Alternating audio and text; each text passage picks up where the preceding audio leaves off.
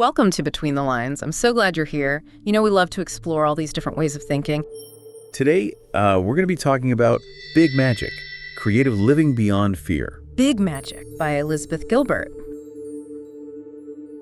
I found it to be so encouraging, just her whole perspective on what creativity is, how to approach it with bravery, and how to think about the fears that so often get in the way. What stood out to you from the reading? Well, I thought it was interesting how she defined creativity. She said, it's the relationship between a human being and the mysteries of inspiration.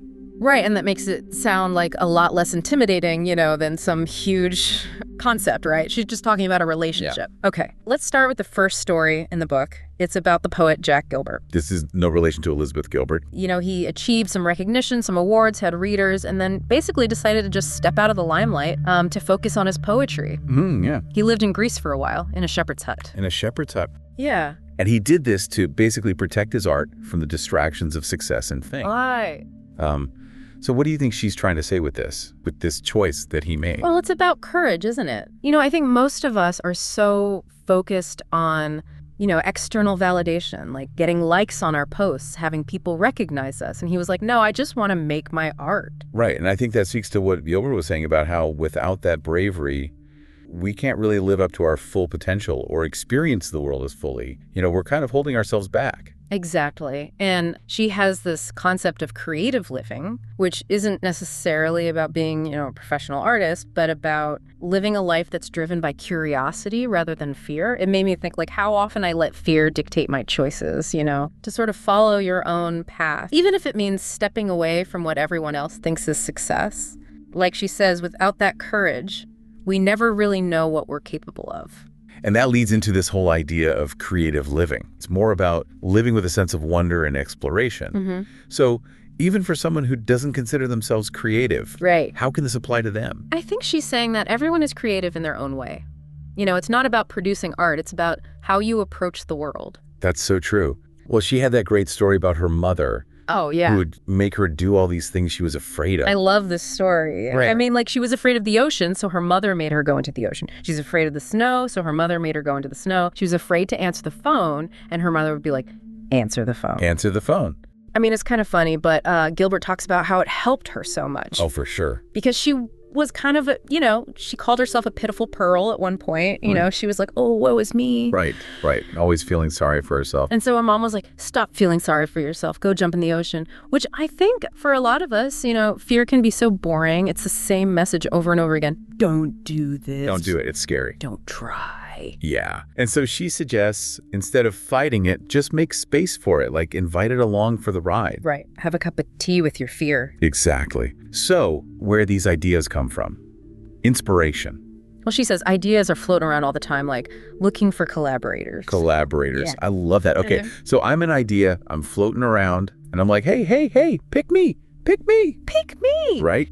Gilbert suggests that ideas are all around us, kind of like searching for people to bring them to life. We just need to be open to them. You might get little signals, a chill, a sudden thought, a feeling of obsession. Physical and emotional signals. So it could be anything from just like a feeling of energy to actual, like a shiver down your spine, maybe seeing something repeatedly. Yeah, like you keep seeing the same image or the same word. Or even like the same person. Like, why do I keep running into this person? Are they the collaborator? Am I supposed to write a book with them? Right, exactly. But she says we often miss those signals. Because we're so distracted, right? Yeah. All the noise. The noise of our lives, the things that we tell ourselves. Right. But she says sometimes if we're open, the magic happens.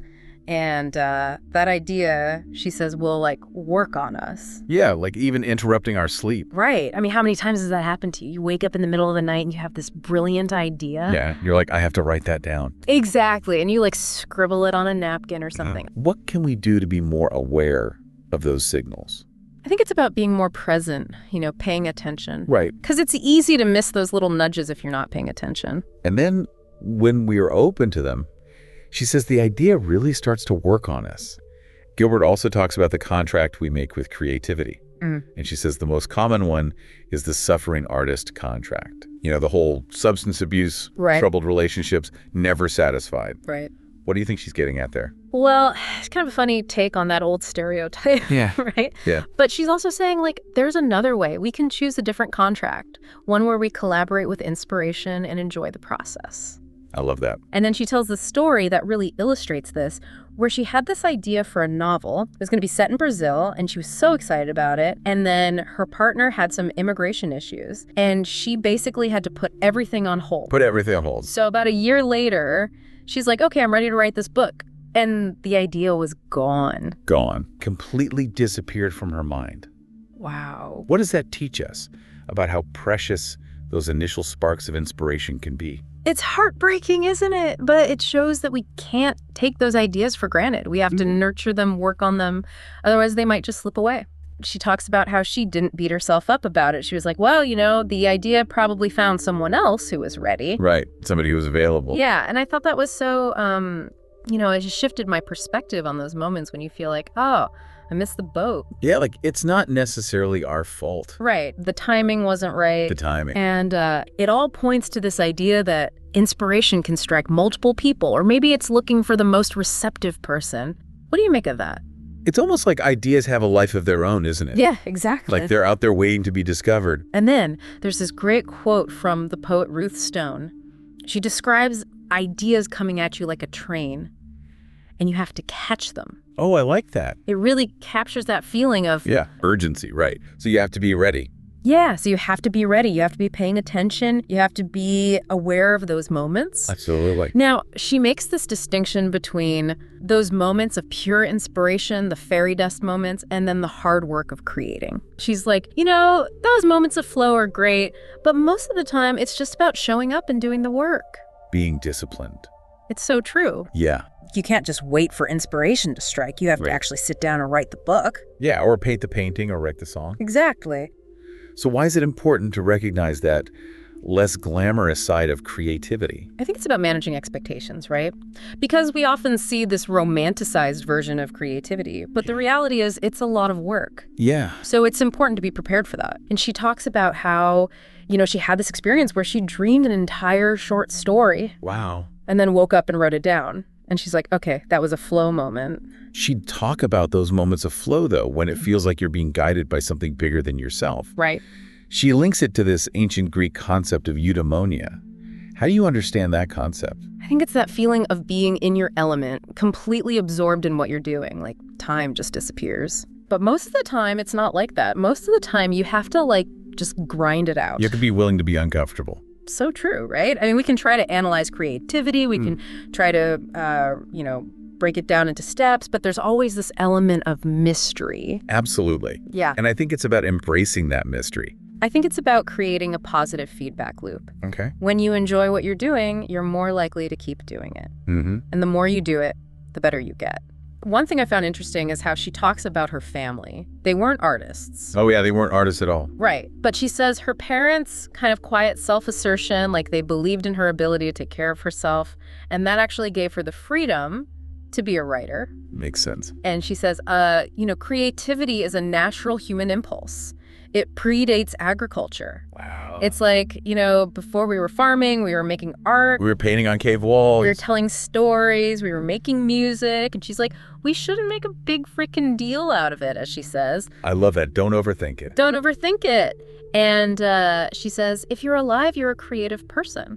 Oh, yeah. And I think that's just such a beautiful idea, right? That's liberating. Like, we're all descended from makers. We're all descended from people who made things. Right. Not just consumers, but creators. Exactly. There's this great story about this woman with all these tattoos who calls her body temporary, which I thought was such a great way of thinking about it, right? Like we're all just, passing through. Passing through. And, our creations are kind of like that too. Ephemeral. Yeah. And then she talks about Sister Mary Scullion, this nun who helps the homeless. Yeah. And she's so effective because she really enjoys what she's doing. It brings her joy. Right. So what's the connection between that lightness, that joy, and creative output? I think it's about passion, isn't it? When you're passionate about something, it just flows. Yeah. And it doesn't feel like work. And I think that's, I think about that in terms of creativity. If you don't enjoy it, why are you doing it? Yeah. Find something that brings you joy. So Gilbert talks about her own experience in her 20s, working all these different jobs. Oh, yeah. She had a lot of jobs. She did. And she was gathering material, right? Like, all those experiences became stories. And she also talks about this writer's workshop she started called The Fat Kids. The Fat Kids. I love that name. It's amazing. Yeah, and it was just this really supportive environment. There was no negativity allowed. A safe space for creativity. Exactly. And, I think that speaks to the importance of, having that community, that support, and also that self-respect, right? Believing in yourself enough to, give yourself permission to create. That's so important. One of the things she says is just stop complaining. Oh, yeah. Stop complaining. Stop complaining. Enjoy your creativity with your whole heart. And she says that actually attracts inspiration. Really? Yeah. She says inspiration appreciates enthusiasm. Like, it's drawn to people who are excited about what they're doing. That's so cool. Right.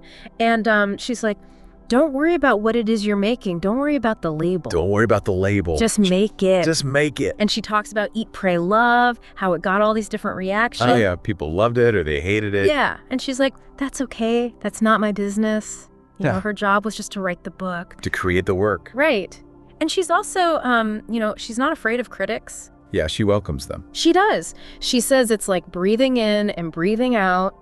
You put your work out there and then you get feedback. It's all part of the process. Exactly. And she also acknowledges that in some parts of the world, creative expression is dangerous. Yes. And she honors the people who are doing that, under those conditions. But she says, for most of us, there's probably never going to be an arts emergency. That's a good point. Right. Like, Okay. you're not risking your life by writing a poem. Right. We have a lot of freedom. And she emphasizes that creativity is a gift, not just to the audience, but to the creator themselves. Mm-hmm. She even encourages people to embrace imperfections and share their work, even if it doesn't feel perfect. What do you think is the value in that? I think it's about letting go of that fear of judgment, and just putting your work out there. Because even if it's not perfect, it might connect with someone or inspire something new. I loved the interview with Tom Waits. Oh, yeah. Where he talks about how song ideas are like, they come to him in all these different forms. Right, like little creatures. Yeah, and sometimes they're not ready to be born yet. And he just lets them go. And he says, he found a lot of lightness in his creative process by watching his kids make up songs. Yeah, because they're just so free. Yeah, and he was like, oh, it doesn't have to be so serious. It can be fun. Yeah, and he says songwriting is like making jewelry for the inside of other people's minds. I love that. So beautiful, right? So Gilbert also talks about her commitment to writing. Like, she was pretty irresponsible in other areas of her life. Yeah, she was kind of a mess. She was. But when it came to writing, she was disciplined. Every single day. She wrote every day, even if it was just for 30 minutes. She also talks about this woman, Winifred, who was like 90 years old and still so creative and vibrant. Still going strong. Yeah. So it's never too late. Never too late. Not too early. Right. You can be creative at any age. At any age. And she also says you don't have to quit your day job to be an artist. Right. She has lots of examples of people who didn't. Toni Morrison, J.K. Rowling, Ann Patchett. And she says, give your mind a creative job to do, or else it will find something else to do, which might be destructive. That's a great point. Yeah, like our minds need something to play with. Absolutely.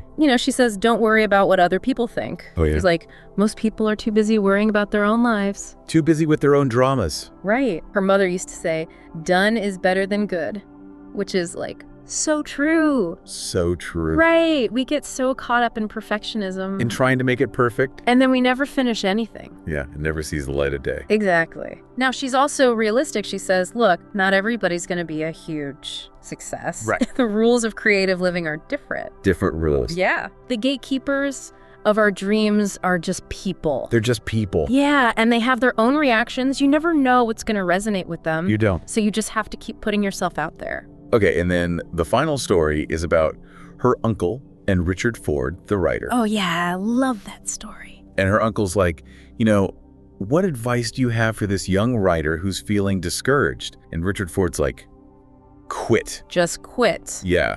But then he goes on to say, but if you can't quit, if you find that nothing else satisfies you, then you have to keep going. It's deep. Right, like it has to be that passion that drives you. Yeah. So from everything we've learned from Big Magic, it seems like a creatively engaged life is not about waiting for permission or striving for some impossible standard of perfection. It's about having the courage to create, being persistent, and trusting the mysterious process of inspiration. Totally. And I think from our conversation today, here are 5 more things to remember. 1, embrace imperfection. So often we get caught up in trying to make it perfect, and then we never actually finish anything. Right. 2, follow your curiosity. What are you actually interested in? Not what you think you should be interested in. Right, not what you think will make you successful or impress other people. Exactly. 3, hold your work lightly. Yeah, like not getting so attached to the outcome. Not letting your self-worth be tied to your creations. Exactly. 4, make space for magic. Making space for magic. Right, like actually giving yourself the time and the mental space to be open to those ideas. To receive those downloads. And 5. And most importantly, enjoy the process. Enjoy the process. You know, it shouldn't be a chore. It should be something that brings you joy. That's the whole point. Right. So I think the core essence of Big Magic is that creativity is not this special gift that some people have and others don't. It's an essential part of being human, something we all have access to. It's for everyone. It's for everyone. It's a birthright. Yeah, it's our birthright. And it's about being brave, being curious, and being persistent. Exactly. And this book is just, it's such a must read. I mean, if you're feeling stuck creatively or if you're just, curious about creativity, this book is so encouraging, so liberating, so inspiring. It really is, because it really demystifies the creative process. No matter what our background or perceived talent might be, it helps us let go of the fear of judgment and just enjoy the joy of creating. Yeah, it's a great read. So thank you so much for joining us on this exploration of Big Magic. Stay curious, expand your mind. Thank you so much for your like. Please consider subscribing to our channel to keep discovering fascinating aspects of our minds, spirits, and existence.